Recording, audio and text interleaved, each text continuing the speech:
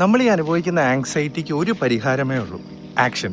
കാരണം നമുക്ക് വരുന്ന ഈ ആങ്സൈറ്റി, ആങ്ഷ്യസ് ആവുന്നതെന്ന് വെച്ച് കഴിഞ്ഞാൽ റിസൾട്ട് വൈകുന്നോണ്ടല്ല, നമുക്ക് നമ്മുടെ പൊട്ടൻഷ്യലിനനുസരിച്ച് പ്രവർത്തിക്കാൻ പറ്റുന്നില്ല എന്നുള്ളൊരു തോട്ട് കൊണ്ടാണ് നമുക്ക് ഈ ഒരു ആങ്സൈറ്റി വരുന്നത്. അതായത് എന്താ, എങ്ങനെയാ, അങ്ങനെ ഒരു സംഭവം ഉണ്ടല്ലോ. ഞാൻ പല പണി എടുത്തിട്ടുണ്ട് ഈ ആങ്സൈറ്റി മാറ്റാൻ വേണ്ടി, അതെല്ലാം പാളിപ്പോയിട്ടേ ഉള്ളൂ. ഒറ്റ മെത്തേഡ് അതിന് വർക്കാവുള്ളൂ, പ്രൊഡക്റ്റീവ് ആകുക. നമ്മുടെ സമയം കറക്റ്റായിട്ട് നമുക്ക് വിനിയോഗിക്കാൻ പറ്റി എന്നുള്ളൊരു കോൺഫിഡൻസ് ഉണ്ടെങ്കിൽ ആങ്സൈറ്റി തനിയെ നിന്നോളൂ. നമുക്ക് തന്നെ അറിയാം. അപ്പം ഓക്കെ, നമ്മൾ നമ്മുടെ ഗോൾസിന് വേണ്ടിയിട്ടുള്ള വർക്ക്സ് എടുത്തുകൊണ്ടിരിക്കുന്നുണ്ട്, സ്റ്റെപ്സ് എടുത്തുകൊണ്ടിരിക്കുന്നുണ്ട്. അപ്പം എൻഡ് പ്രൊഡക്റ്റ്, ആ റിസൾട്ട് വന്നേ പറ്റുള്ളൂ. അതിന് വേറൊരു ചിന്ത വരുന്നില്ല. അപ്പോൾ ഒരു പരിധി വരെ ആങ്സൈറ്റി ഉണ്ടാവില്ല.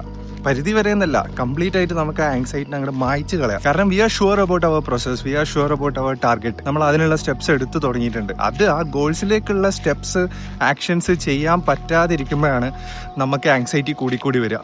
ഇതിപ്പോൾ എന്താവും, ഇതെങ്ങോട്ടാണ് ഈ പോക്ക്. അത് ഈ ആങ്സൈറ്റി എപ്പോഴും വരിക ഈ ഓർ എന്നുള്ള ക്വസ്റ്റ്യനല്ല. കിട്ടുമോ കിട്ടൂലേ, സാധിക്കുമോ സാധിക്കില്ലേ, വരുമോ വരില്ലേ, നടക്കുമോ നടക്കില്ലേ. സോ ആ ചോദ്യത്തിലാണ് ആ പ്രശ്നം കിടക്കുന്നത്. അപ്പം നമ്മൾ ഈ പറഞ്ഞ റിസൾട്ട്സിനൊക്കെ ഉള്ള actions എടുത്തുകൊണ്ടിരിക്കുകയാണ്.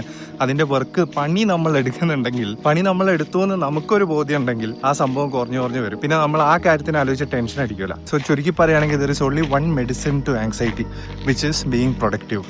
Action is the cure for anxiety.